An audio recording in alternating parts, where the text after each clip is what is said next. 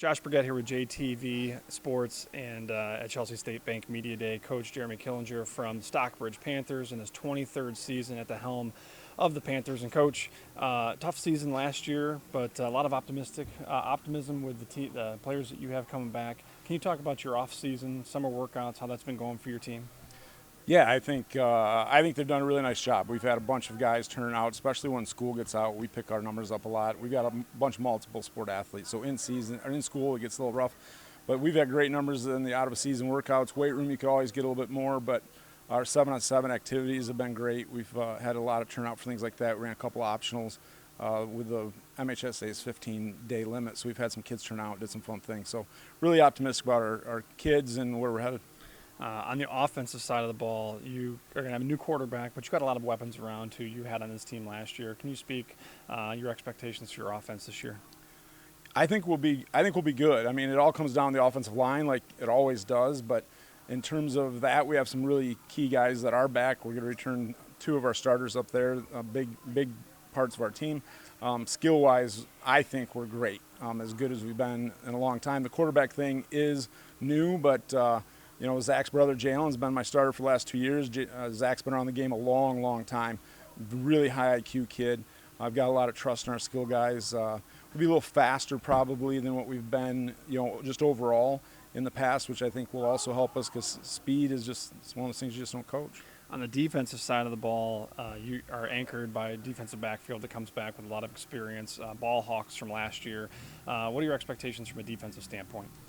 Really similar. As the guys talked a few minutes ago, we feel really good about our secondary and their ability to defend the air, if you will. And so that front gets to really concentrate on run game, and we return some key components of our run stopping piece up front. Our defensive line has been, really willing to get into the trenches and do what's necessary up front to be successful and keep people out of our backers' way. So really optimistic there. And the last couple of years have been really good for us. We took a little step back last year in terms of points allowed, but the last 2 years have been the best years in a long time for our defense. Stockbridge is going to have a new conference this year. You're going to enter the Big 8, exciting times for the Panthers. Can you talk about the previous experience you've had with the Big 8 conference and kind of your excitement as you head into this year with a new conference? Yeah, so the biggest piece for us is we've seen those guys in a lot of things. The old orange and black scrimmage has been around, as far as I know, 50 years, where it was Quincy and Stockbridge and Hudson scrimmaged every year. So really big familiarity with Quincy as it is. And then we've played Springport the last few years. We're a longtime league member with Maple Valley. We've played Sand Creek in the past. We've had Bronson on our schedule before. Had a lot of communication with those guys in the off season, which has been really exciting to have that coaching camaraderie that comes with being in that league. I think we compete both in terms of school size and number of athletes that are going to be rostered and the types of offenses and defenses that we run. I'm really excited about that opportunity. Really nice of them to give us the two-time defending league champs, Union City, week one of our Big 8 experience. But that's okay. We've got a ton of respect for those schools. They've been around a long time. They've gone through some transitions with teams recently leaving for the Cascades. So we're happy to go into the Big 8 and be part of that. Coach, what is once you get into fall camp, that 2-3 week period, what is this team going to need to do to step in right away and compete for a Big 8 championship? We've got to handle business early, up front and often. It doesn't get easy. We open league play with Leslie, which I think is the longest running played rivalry game in the state of Michigan consecutively. And so they're going to be really tough this year. So we've got to get out of the gate early, have a really strong showing week one, so we have some things that we can build off of. Certainly the scrimmage is important. This could be a tough scrimmage game. We've got Michigan Center and Hudson in our scrimmage, two really good programs. And so the scrimmage will tell us a bunch, but that Leslie game is going to be a big deal. There's always a lot of emotion into that game anyways, but they're doing a really nice job. Coach McCann's doing a nice job with those guys. They've got some really talented kids coming back. And so we're going to need to get out the gate and really compete in that game and then build into Union City, who's all, again, going to be really tough. There's, start right out. There's no off weeks.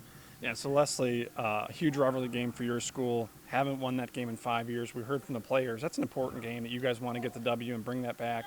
Can you just talk about the importance of that game and how important that would be for your seniors to get that win? It'd be a huge deal for our seniors, and they know. They haven't beaten Leslie, and they know that. And so we've got to overcome. Part of that's a mental piece. When somebody gets into your head and beats you like Leslie has the last couple of years for us, we've got to overcome that mentally and then go take care of the business on the field. A couple of years ago we made some mistakes, probably should have won a game, and we didn't. And so we know that we compete with them. It certainly has been around a long time. We both have a circle on our data, on our calendars, I'm sure of that.